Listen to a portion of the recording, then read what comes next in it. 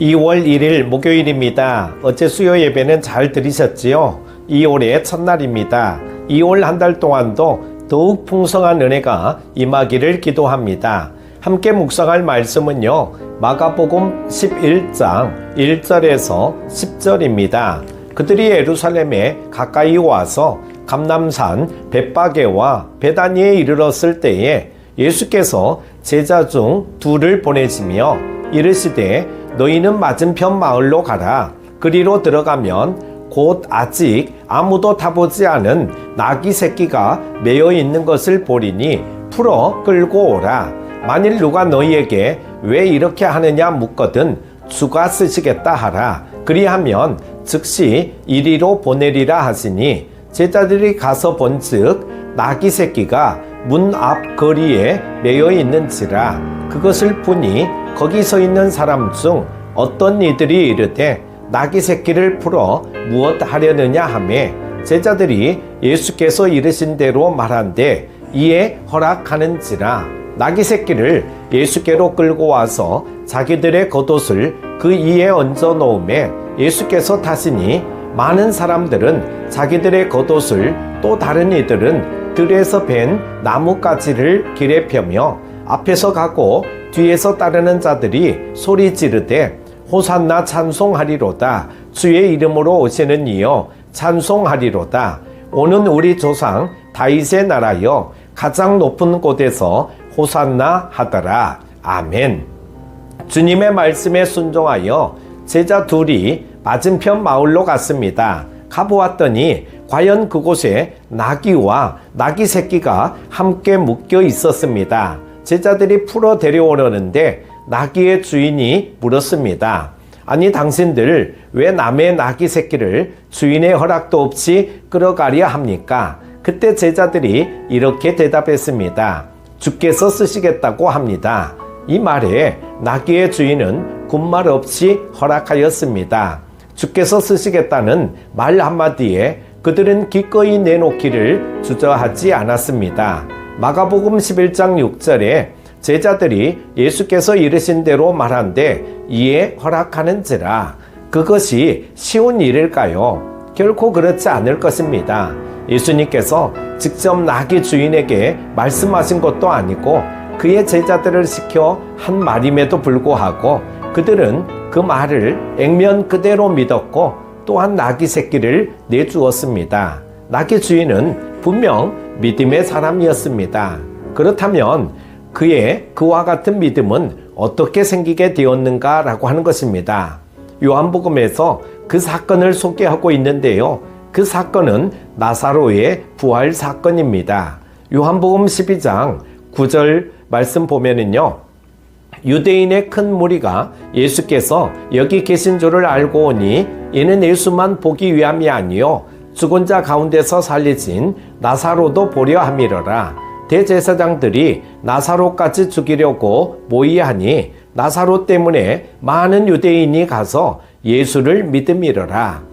이 사건으로 인해 그 마을 사람들에게 믿음이 생겼습니다. 그런데 그 마을 사람들 중에 제대로 예수님을 믿은 사람들이 있었습니다. 그들이 바로 나귀의 주인이었습니다. 그들의 믿음은 주께서 요구하실 때 주님의 필요에 응답하는 믿음이었습니다. 비록 작은 나귀 새끼 한 마리의 헌신이었으나 그 결과는 엄청난 것이었습니다. 구약 예언의 성취에 대해 말씀하고 있는데요. 마태복음 21장 2절에 이르시되 너희는 맞은편 마을로 가라. 그리하면 곧 매인 나귀와 나귀 새끼가 함께 있는 것을 보리니 풀어 내게로 끌고 오라. 만일 누가 무슨 말을 하거든 주가 쓰시겠다 하라. 그리하면 즉시 보내리라 하시니 이는 선지자를 통하여 하신 말씀을 이루려 하심이라 일렀으되 시온 딸에게 이르기를 내 왕이 내게 임하나니 그는 겸손하여 나귀 곧 멍에 매는 짐승의 새끼를 탔도다 하라 하였느니라. 나귀 새끼 한 마리의 드림이 죄악에 빠진 인류를 구원하시기 위한 그리스도의 대구속 사역에 아름다운 도구로 쓰여졌다는 것입니다. 나귀의 주인들은 자신들의 소유가 주님의 영광을 위해 그렇게 쓰여질 줄 몰랐을 것입니다. 작은 것이라 할지라도 주의 손에 쓰여지게 될 때 그 결과는 상상을 초월하는 엄청난 영광과 복으로 돌아오게 됩니다. 주님께서는 우리를 쓰시기 원하십니다. 우리의 소유를 쓰시기 원하십니다. 그렇다면 하나님께서는 어떤 사람들을 쓰시는가? 오늘 본문에 나타난 증거를 근거로 살펴보겠습니다. 첫 번째는 하나님의 주재권을 인정하는 사람을 사용하십니다. 주재권이란 말은 주인으로서 행사할 수 있는 권리를 말합니다. 예수님은 만물의 주가 되심으로 그분의 지배를 받지 않는 영역은 없습니다. 사도 바울은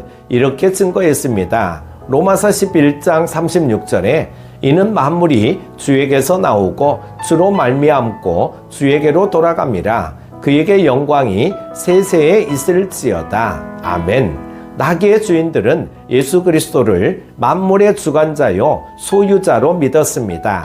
그랬기에 드릴 수 있었던 것입니다. 그러나 우리에게는 이상한 고질병이 있죠. 예수님을 주님으로 주인님으로 부르면서도 내 마음과 내 삶의 모든 영역을 내어드리지 않고 있습니다. 그 결과 나의 삶 속에서는 아무런 믿음의 역사가 나타나지 않는 겁니다.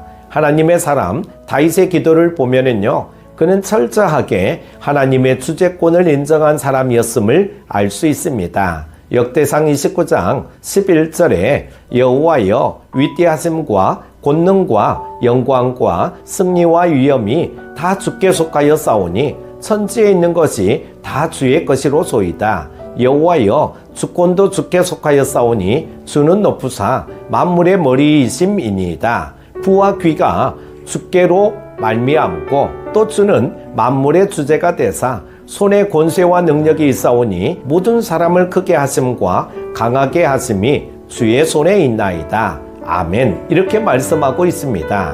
두 번째는 청지기적 자세를 가지고 있는 사람을 사용하십니다. 하나님께서는 우리에게 소유권을 주지 않으셨습니다. 소유권자는 하나님이십니다. 하나님께서는 천지 만물을 창조하실 때 마지막으로 인간을 만드셨습니다.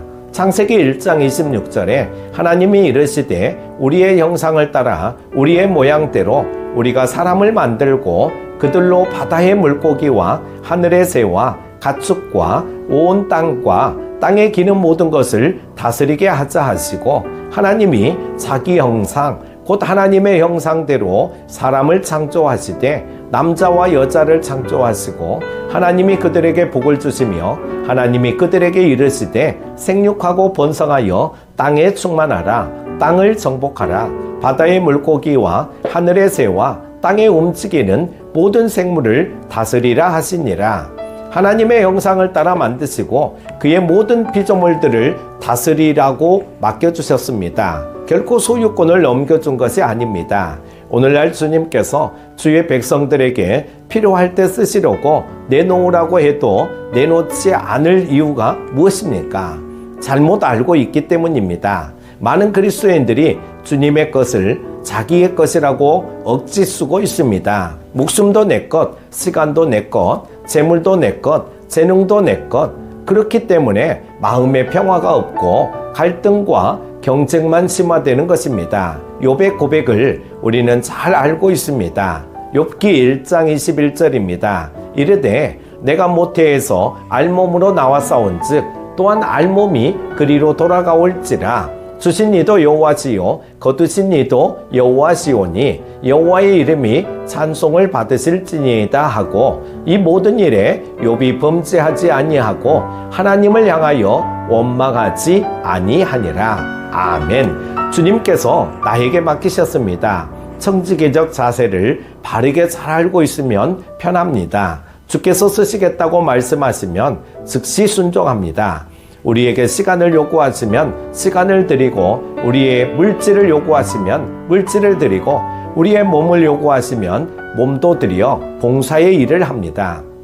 나귀 주인들은 나귀를 잘 관리하고 있었습니다. 그래서 새끼 낳게 했고 주님께서 쓰시겠다고 말씀하실 때 즉시 시행했던 것입니다. 하나님께서는 바른 청지기 자세를 가진 자를 사용하십니다. 세 번째는요, 준비된 자를 쓰십니다. 아무리 믿음이 있고 하나님의 주재권을 인정해도 준비되어 있지 못하면 쓰실 수가 없습니다. 많은 그리스도인들이 요행을 바랍니다. 하나님의 특별한 역사를 기대하고 자신이 해야 할 일들, 준비해야 할 것들을 하지 않습니다. 그렇게 하면 쓰임받지 못합니다. 디모데후서 2장 20절에 큰 집에는 금그릇과 은그릇뿐 아니라 나무그릇과 질그릇도 있어 귀하게 쓰는 것도 있고 천하게 쓰는 것도 있나니 그러므로 누구든지 이런 것에서 자기를 깨끗하게 하면 귀히 쓰는 그릇이 되어 거룩하고 주인의 쓰심에 합당하며 모든 선한 일에 준비함이 되리라.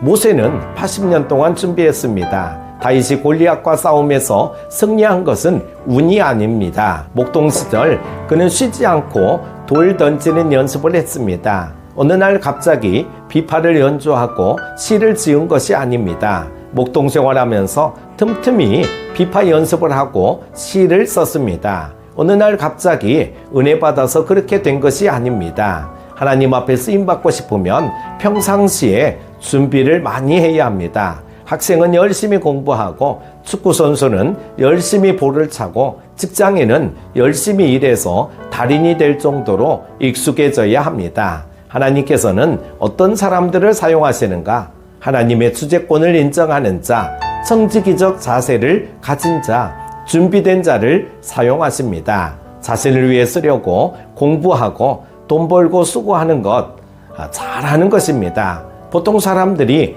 다 그렇게 삽니다.